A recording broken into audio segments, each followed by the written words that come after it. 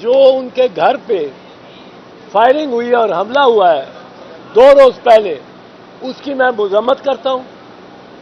اور سردار صاحب یہ اپنے اس آج کی اس درخواست کی داخل کرنے کے ذریعے یہ بھی بتانا چاہتے ہیں ان کو جنہوں نے فائرنگ کی ہے کہ سردار لطیف خان کھوسا اپنے مقام پہ کھڑا ہے اور آپ کی فائرنگ سے کوئی محروم نہیں ہوا.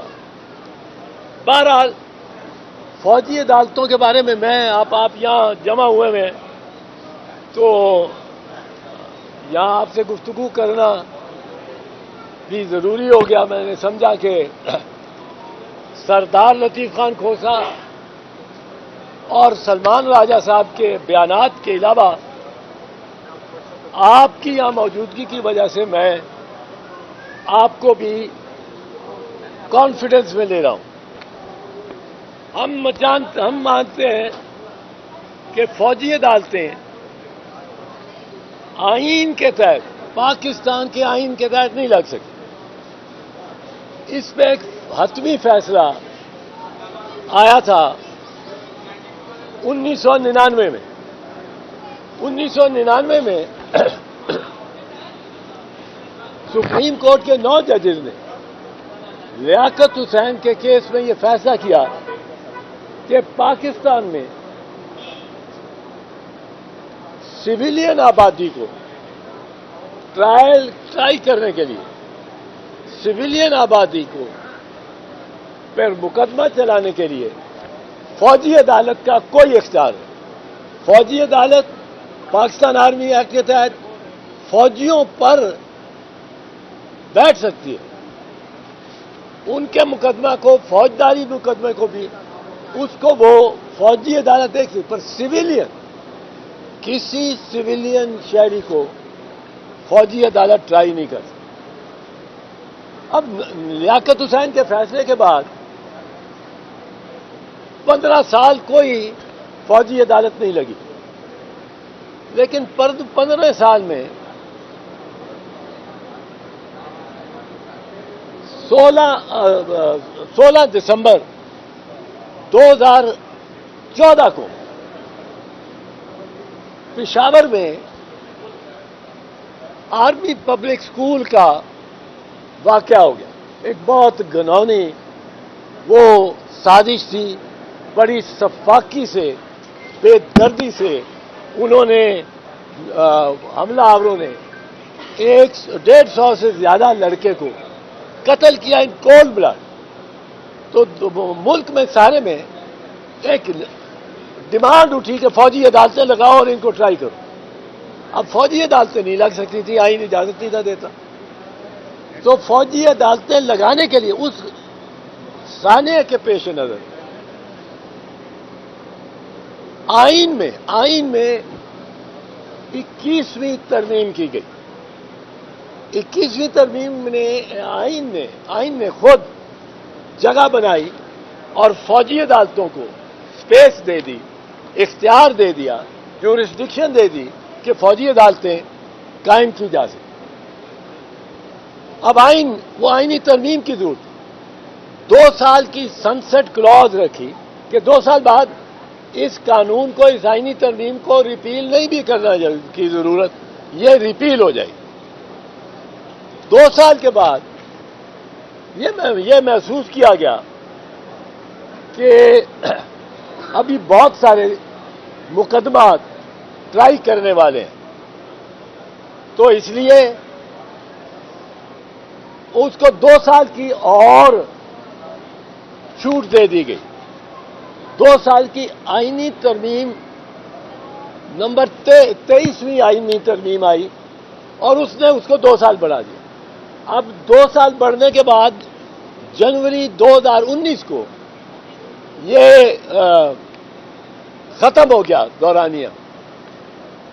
اس کے بعد آئین نے وہ سپیس پھر آکوپائی کر لی اور کوئی گنجائش نہ رہی اس کے بعد فوجی عدالتیں لگانے کی.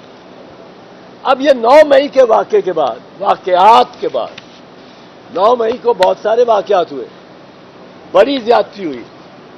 بڑے افسوسناک کاروائیاں ہوئیں، بڑی مذموم انداز سے فوجی املاک جو پاکستانی املاک ہے ان کو جلایا گیا، ان کو نظر آتش کیا گیا، توڑا سب کچھ. میں ان کی وکالت نہیں کرتا ہوں کہ انہوں نے ٹھیک کیا غلط کیا. میری استدعا ہے عدالت سے کہ فوجی عدالتیں اس بلوائی کو بھی جس کے سامنے یہ کہتے ہیں کہ ثبوت ہے، ان کو بھی فوجی عدالتیں ٹرائی نہیں کر سکتی، جس نے بہت گھناؤنا جرم بھی کیا. اگر سویلین ہے، اینٹی انسداد دہشت گردی کی عدالتیں ہیں، وہ ٹرائی کر لیں، سیشنز کو ٹرائی کریں، فوجی عدالت نہیں کر سکتی. اب فوجی عدالت کے 2-3 آپ کو میں اس کے بتاتا ہوں جو اس کی خصوصیات ہیں. جو عام عدالت ہے، عام سیشنز کورٹ ہے، اینٹی ٹیررزم کورٹ ہے، یہ جب سزا دیتے ہیں تو ان کو سزا کی موزونیت پہ پورے دلائل لکھنے پڑتے ہیں جج کو. کیوں وہ سمجھتا ہے کہ یہ گلٹی ہے، کس گواہ نے کیا کہا کہ اس نے مورد الزام ٹھہرایا، کس دستاویز یا کس تصویر کے ذریعے میں کنونس ہوا کہ یہ وہاں تھا اور اس نے بلوے میں حصہ لیا. فوجی عدالت نے صرف ایک لفظ لکھنا، گلٹی یا ناٹ گلٹی، کوئی دلائل نہیں دینے. اب جب دلائل نہیں دینے تو یہ انصاف نہیں ہو سکتا. اور اس میں اگر آپ اپیل بھی پرووائڈ کر دیں فوجی عدالت کے فیصلے سے، آپ اپیل لگا دیں، اپیل میں کیا فرق پڑے گا جب ٹرائل کورٹ نے وہ بنیاد ہی نہیں بتائی جس کی وجہ سے وہ ٹرائل کورٹ اس نتیجے پہ پہنچا کہ وہ اس کو سزا دے. صرف لکھا گلٹی. جو ہمارے جج ہیں سویلین ججز، ان کو 20-20 صفحے لکھنے پڑتے یہ دلیل دینے میں کہ میں نے کیوں اس کو گلٹی، کیوں اس کو مجرم پایا. فوجی عدالتوں میں ایسا کوئی نہیں. پھر فوجی عدالتوں میں اپیل بھی کوئی نہیں، اور اپیل کا مقصد بھی کوئی نہیں، کیونکہ اپیل ہوتی ہے وہاں جہاں میں دیکھ سکوں اپیل کی عدالت کے صورت سے، کہ میں دیکھ سکوں کہ کیا استدلال ماتحت جج نے استعمال کیا ہے تاکہ وہ اس نتیجے پہ پہنچے کہ ملزم جو ہے وہ مجرم ہے.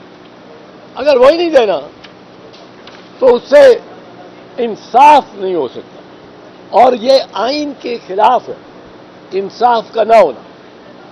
ایک دوسری بات آپ کو سنا، 7 جون 2023 فارمیشن کمانڈرز کی میٹنگ ہوتی.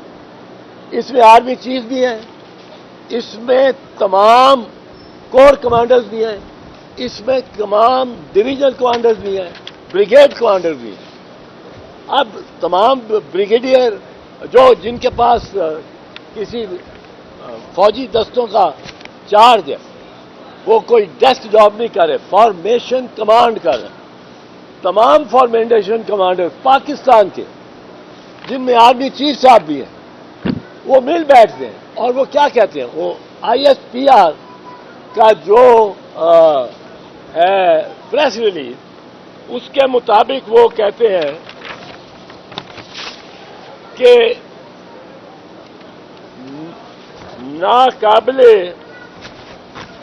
ناقابل تردید شواہد جن کو کبھی جھٹلایا نہیں جا سکتا اور بگاڑا نہیں جا سکتا، ان پر مبنی ناقابل تردید شواہد جن کو نہ جھٹلایا جا سکتا ہے نہ بگاڑا جا سکتا ہے. یہ ان کی زبان ہے پریس ریلیز کی.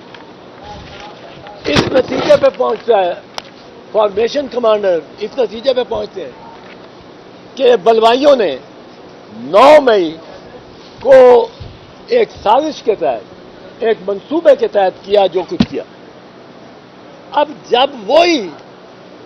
جب تمام general, senior general Pakistan army, تمام سینئر بریگیڈیئر وہ اس نتیجے پہ پہنچ چکے ہیں، تو ایک کرنل بیچارہ جو کہ ایک فوجی عدالت کی سربراہی کر رہا ہوگا، وہ اس کے خلاف کس طرح جا سکتا؟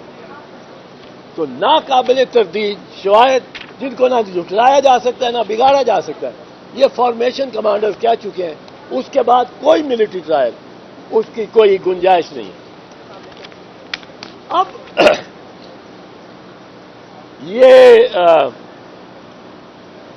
اس میں ہاں جو چیز دیکھنے والی ہے، جس پہ ابھی تک کوئی غور نہیں کر رہا، اس سے ہٹا رہے ہیں، اس سے اٹینشن ہٹا رہے ہیں، وہ یہ ہے کہ مثال کے طور پہ لاہور کور کمانڈر کا ریزیڈنس کا کیس دیکھیں. 7 یا 8 گھنٹے وہ تھوڑے سے بلوائی اور زیادہ نہیں ہے. کور کمانڈر کے گھر کی اگر تصویریں آپ نے دیکھی ہیں یا ویڈیوز جو گورنمنٹ نے جاری کی ہیں، اس میں چند ہے، وہ پنجابی میں کہتے ہیں کھلرے، کوئی ان میں زیادہ لوگ نہیں. 35-40 لوگ ایک وقت میں، زیادہ سے زیادہ کور کمانڈر، اور سب ان کے پاس، کسی کے پاس آتشی اسلحہ نہیں ہے. آتشی اسلحے کی کوئی الزام نہیں آیا کسی ایف آئی آر. اب ان کے پاس آتشی اسلحہ بھی نہیں ہے، ڈنڈے ہیں، 40-45 لوگ ہیں. یہ آئی جی کیا کر رہا ہے؟ آئی جی کو شامل تفتیش کیا جانا چاہیے. چاروں آئی جیز یہ بتا سکتے ہیں کہ کیوں انہوں نے املاک کا اتنا نقصان ہونے دیا اور ایک قدم انہوں نے اس طرف نہیں لیا، نہ ان کے کسی سپاہی نے، کہ وہ بلوائیوں کو روکیں. یہ جب تک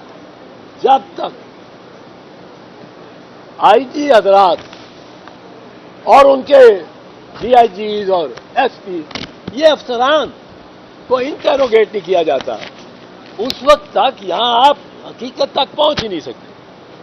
اور اس کی میں آپ کو یہ بات عرض کروں تو کوئی کہتا ہے میں جاننا چاہتا ہوں کہ آپ کو کس نے روکا. آپ یا تو آپ نے خود فیصلہ کیا کہ جلنے دو کور کمشنر کے ہاؤس کمانڈر کو، جلنے دو ایم ایم عالم کے جہاز کو، جلنے دو ریڈیو پاکستان کو، یہ سارے پاکستان.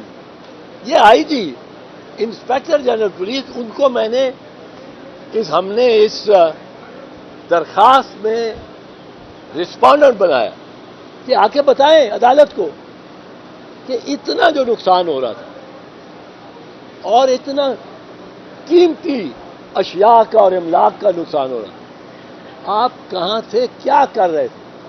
یہاں سے نقطۂ آغاز ہونا چاہیے. اور اس کا ادراک نہیں کیا ابھی تک نہ کور کمانڈرز کی میٹنگ نے، نہ فارمیشن کمانڈرز کی میٹنگ. اور میں تو کہتے رہتا ہوں کہ چیف صاحب کو جا کے عوامی اسٹاف کو کوئی سمجھائے، ان کو مشورہ ٹھیک نہیں مل رہا میرے خیال میں. ان کو کوئی سمجھائے کہ یہ قانون ہے، یہ آئین ہے.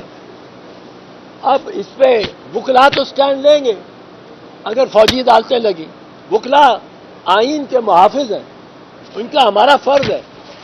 فرض جس طرح ہر اس کرنل کا تھا جو لاہور میں تھا اس دن، اور اس کا یونٹ بھی اس کے ساتھ تھا کہ وہ جا کے اپنے کمانڈر کے گھر کو آگ لگتی ہوئی بجھائے، کوئی نہیں پہنچا. یہ ان سوالوں کا جواب ہم اس پٹیشن کے ذریعے مانگتے ہیں کہ یہ انہوں نے کیوں وہ کہتے ہیں نا آپ آتے تھے مگر کوئی اناگیر بھی تھا، کوئی تاخیر تو کوئی کچھ باعث تاخیر بھی تھا. آئی جی صاحب آپ آتے تھے مگر کوئی اناگیر بھی تھا. وہ اناگیر کون تھا؟ کس نے روکا آپ؟ یہاں پہنچیں گے جب تو پھر ہم کہہ سکیں گے کہ یہ ٹریپ نہیں تھا. اس طرح تو لگتا ہے آپ نے ٹریپ کیا ورکرز کو، آپ نے ایک جال بچھایا کہ وہ بیچ میں آ جائیں. آپ نے پھر ان کو اجازت دی ہے بلکہ کئی دفعہ انگیز کیا لگتے ہیں، ایسے لوگ آتے بیچ میں لگتے ہیں جو انگیز کر رہے ہیں، اور ان کی کسی تصویر کسی میں نہیں آتی، آئی جی صاحب ان کے پیچھے نہیں جاتا. تو یہ ایک ایسا بےایمانہ بزدلانہ حملہ ہوا ہے کور کمانڈر کے گھر پہ، ریڈیو پاکستان پشاور پہ، جی ایچ کیو کے دروازے پہ، یہ دیگر ایم ایم عالم کے جہاز پہ، کہ اس کو کوئی ہم برداشت نہیں کر سکتے. لیکن ہم یہ کہتے ہیں کہ جو ذمہ دار ہے اصلی اس تک پہنچا جائے، اور وہ آئین اور قانون کے ماتحت عدالتیں ہی کر سکتی ہیں، فوجی عدالتیں نہیں کر سکتے، کیونکہ فوجی عدالتوں نے تو افسران نے پہلے کہہ دیا ہے کہ ایک اور چیز میں عرض کر دوں، یہ کہا گیا ہے کہ اتنا بے ایمانہ، اتنا افسوسناک دن پاکستان پہ نہیں آیا جتنا 9 مئی ہے. میں یاد دلانا چاہتا ہوں، میں تھوڑی سی تاریخ کا طالب علم بھی ہوں، کہ بہت سے ایام اس قوم پہ آئے ہیں. نوابزادہ لیاقت علی خان کی شہادت 1951 میں، پہلا وزیر اعظم پاکستان. پاکستان کا خود 2 لفظ ہو جانا 16 دسمبر 1971 کو 2 لفظ پاکستان ہو گیا، ٹوٹ گیا. پھر شہید ذوالفقار علی بھٹو کی موت، شہید بے نظیر بھٹو کی موت،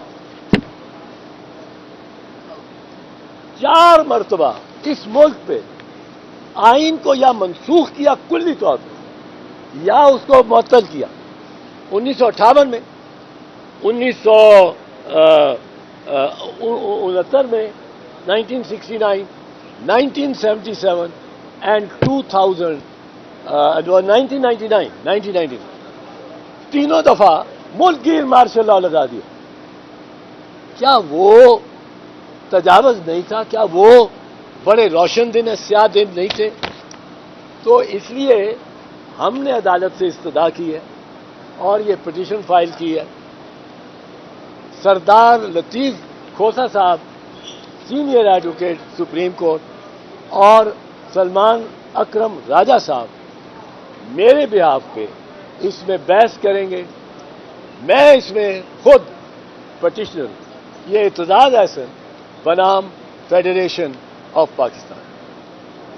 سر یہ بتائیے گا، جس طرح آپ نے تاریخ میں ذکر کیا ہے، سر 1947 میں قائد اعظم نے جب کمانڈر ان چیف کو حکم دیا کہ کشمیر میں فوج بھیجے تو انہوں نے فوج بھیجنے سے انکار کیا تھا.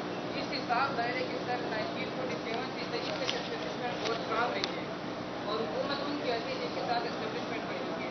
سر جس طرح مبینہ طور پر کہا جا رہا ہے کہ باجوہ صاحب کی بال لیک ہوئی ہے اور انہوں نے کہا تھا کہ عثمان گلزار کو عسکر مطلب یہ عمران خان صاحب کو کہا تھا، اور انہوں نے یہ بھی کہا تھا کہ آپ امریکہ سوال کریں. تو آپ نہیں سمجھتے سر خان صاحب اسٹیبلشمنٹ کو ساتھ نہیں لے کے چلے اور ان کی حکومت ختم ہو گئی؟ دیکھو، میں عمران خان کا وکیل نہیں ہوں. عمران خان، یہ بھی بات کو عرض کر دوں، ہماری پٹیشن میں رسپونڈنٹ ہے. عمران خان بھی رسپونڈنٹ ہے، شہباز شریف بھی رسپونڈنٹ ہے، رانا ثناء اللہ بھی رسپونڈنٹ ہے، اور خواجہ محمد بھی، آصف بھی رسپونڈنٹ. اور میں کیا کہہ رہا ہوں؟ میں کہہ رہا ہوں کہ ان دونوں کی آپس میں ایک طرف عمران خان ہے، ایک طرف یہ 3-4 گورنمنٹ، ان کی آپس میں ایک دوسرے سے بنتی نہیں. ساری قوم اس کی وجہ سے فوجی عدالتوں کے تحت آ جائے، یہ کیسا انصاف ہے؟ ان میں جو وزراء ہیں، خواجہ آصف نے جو کچھ فوج کے بارے میں کہا ہوا ہے وہ آج اس کے گیت گا رہا ہے.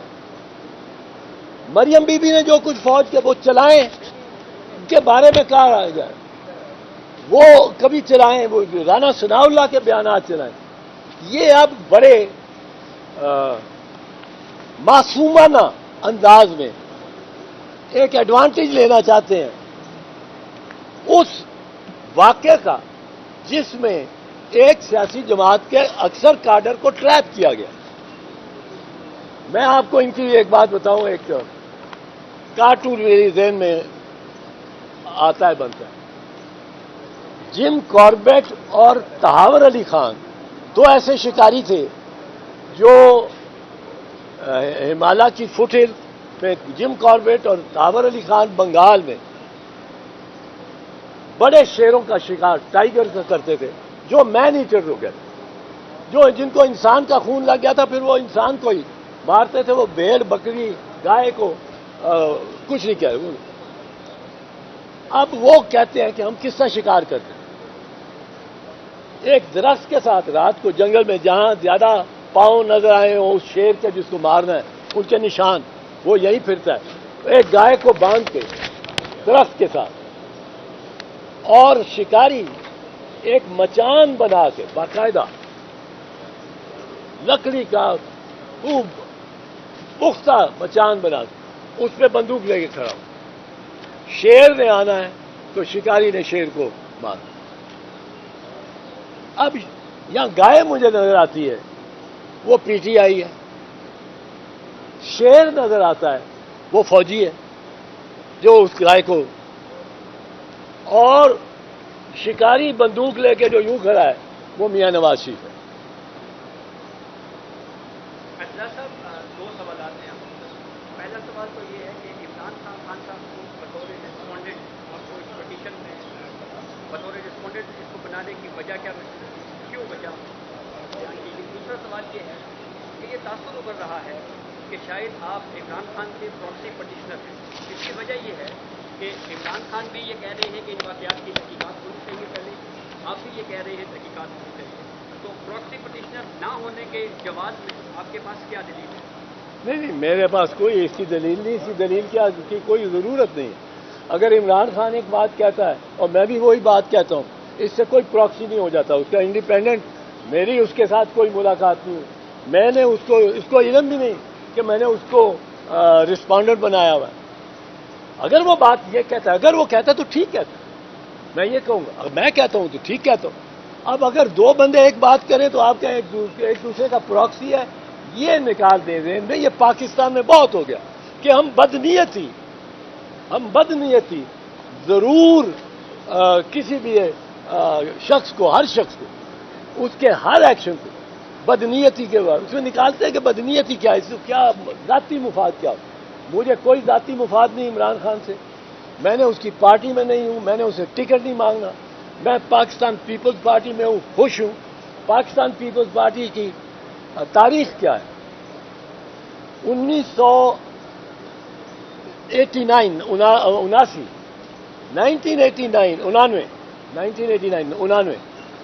کو ہماری گورنمنٹ تھی, میں انٹیریئر منسٹر تھا. فوج نے ایم کیو ایم کی بڑی کارروائیاں ہو رہی تھی, اغوا ہو رہے تھے لوگ سندھ میں. آرمی چیف نے ہم سے مطالبہ کیا کہ آرٹیکل 245 کا نفاذ کریں اور ہمیں فوجی عدالتیں لگانے. بی بی پرائم منسٹر اور میرا یہ رائے تھی کہ ہم نے فوجی عدالتیں نہیں لگیں. ہم نے ساری زندگی اور ایم آر ڈی کی موومنٹ میں فوجی عدالتوں کا مقابلہ کیا. وہ کوڑے مارتے تھے ہمارے ورکرز کو, 1 منٹ میں فیصلہ ہوتا تھا. سمری ملٹری کورٹ 10 کوڑے اور 1 سال سزا. ہم نے وہ دیکھا ہوا. ہم نے کہا نہیں. بی بی نے کہا میری گورنمنٹ گر جائے میں فوجی عدالتیں نہیں لگاؤں. اب وہ گورنمنٹ گر گئی, اور گورنمنٹ میں جب گرانے کا اسحاق خان نے چارج شیٹ پیش کی, اس میں ایک یہ تھی کہ آپ نے آرٹیکل 245 کا نفاذ نہیں کیا اور فوجی عدالتیں نہیں لگنے دی. ہم نے حکومت گوا دی اور ہم فوجی عدالتوں کے آتے ہیں. عمران خان کو رسپونڈنٹ کیوں بنایا ہے؟ عمران خان کو رسپونڈنٹ اس لیے بنایا ہے کہ میں یہ سمجھتا ہوں کہ یہ دو جو ہیں, دو گروہ, عمران خان, اب اگر ان کے ساتھ اس وقت اسد عمر کھڑے ہوتے سیکرٹری جنرل تو اس کو بھی بنا دیتا پارٹی. اگر ان کے ساتھ ان کے کوئی سینئر وائس پریزیڈنٹ کھڑے ہوتے تو ان کو بھی بنا دیتا. عمران خان کو اس لیے بنایا ہے کہ اس کے ایک تو اس کا کوئی ساتھی سچ نہیں رہ گیا جو میرے علم میں جو اس کے جس کے ذریعے جس کو ساتھ بنایا جائے رسپونڈنٹ. دوسری بات یہ ہے کہ میرا یہ ماننا ہے کہ یہ عمران خان کو ٹارگٹ کرنے کے لیے، اور عمران خان اپنی ضد میں کہ میں اس کی 9 مئی کے مذموم واقعات مذمت بھی نہ کروں. ان دو ضدین میں قوم ساری پھنس گئی ہے فوجی عدالتوں کے تحت. قوم کا کیا قصور ہے؟ یہ جو سینئر پارٹی مین ہے، ایلیٹ جو ہے، اشرافیہ جو ہے پی ٹی آئی کی، ان کو دے رہے ہیں، ان کو کہہ رہے ہیں انہیں پریس کانفرنس کرو اور گھر چلے جاؤ، اور وہ گھر ہی نہیں جاتے، وہ دوسرے دن نئی پارٹی بنا رہے ہیں. ان کو آزادی. اور جو کارکن ہے، جو آپ جیسا، اگر آپ پکڑے گئے ہوتے، وہ کارکن بیٹھا رہے، اس کو یہ کوئی سہولت نہیں دے دی. حالانکہ دیہڑی دار ایسے ہیں وہاں جن کی اس مقام کے قریب جو رہتے ہیں یا کام کرتے ہیں، ان کا تصویر آگے ہی اٹھا لیا انہوں نے. اب وہ دیہڑی دار ہے، اس کا خاندان چلتا ہی دیہڑی پہ. اس کو آپ موقع دیں کہ بھئی لکھ دو میں سیاست سے دستبردار ہوا، اور پی ٹی آئی کو گالی دے دو، تو وہ لکھ دے گا، گھر جائے گا، خاندان کو دیکھے گا. اس کو یہ بہت زیادتی ہے اور اس کو ہم کنڈیم کرتے ہیں. پر عمران خان اور میں ہم نے کیوں بنایا ہے؟ اس لیے کہ عمران خان اس ایک گروپ میں ہے جن 2 گروپوں کی کشمکش سے میں سمجھتا ہوں فوجی عدالتیں معرض وجود میں آ رہی ہیں. شوری صاحب یہ بتائیں کہ پیپلز پارٹی جس کے ساتھ آپ کا بڑا لمبا رومانس چلا آ رہا ہے، اور آپ نے یہ جدوجہد پیپلز پارٹی کے سنگ کی ہے، آج اس اسٹیج پہ پیپلز پارٹی کی سیاست کو آپ کیسے دیکھتے ہیں؟ یہ بہت بڑا المیہ نہیں ہے کہ پیپلز پارٹی فوجی عدالتوں کی نہ صرف حمایت کر رہی ہے بلکہ فرنٹ فٹ پر لیڈ کر رہی ہے حکومت میں بیٹھ کے؟ فرنٹ فٹ پہ لیڈ نہیں کر رہی. حکومت شہباز شریف کی ہے جو پرائم منسٹر ہے. حکومت ان معاملات رانا ثناء اللہ کی ہے جو انٹیریئر منسٹر ہے. حکومت خواجہ محمد آصف کی ہے جو ڈیفنس منسٹر ہے. حکومت اسحاق ڈار کی ہے جو فائنانس منسٹر. فائنانس منسٹر نے ساری منسٹریوں کو چلانا ہوتا ہے. ڈیفنس منسٹر فوج کا ذمہ دار ہے. Interior minister law and order کا، اور پرائم منسٹر ان سب کے اوپر ہے. یہ ہے حکومت فوجی عدالتوں کی حد تک. اب پیپلز پارٹی جو اس معاملے میں ایک اتحاد میں ہے، ان فیصلوں کی، یہ زرداری صاحب نے بھی کہا ہے کہ حکومت تو شہباز شریف کی ہے. اب اس میں فارن منسٹر کا یا کلائمیٹ چینج منسٹر کا شہری رحمان کا جو اچھی پرفارمنس دے، اور قمر زمان کیرا کا، ان کا کوئی تعلق نہیں ہے. تو بلاول بھٹو فارن منسٹر میں نے کہا، فارن منسٹر کا کوئی اس سے تعلق نہیں. جی سر، فارن منسٹر بلاول صاحب کی بات ہو رہی ہے. سر، ان کی نیکسٹ سینچری مکمل ہونا ہے ہونے والی ہے سر کی دورے کے بعد، کیا کہیں گے؟ فارن منسٹر کا کام ہی فارن لینڈ میں جانا ہے، یہ تو کوئی بات نہیں. اگر کسی اور وزیر کے بارے میں آپ کہیں تو پھر ہے، یہ تو اس کا مطلب ہے وہ اپنی ڈیوٹی پرفارم کر. Thank you.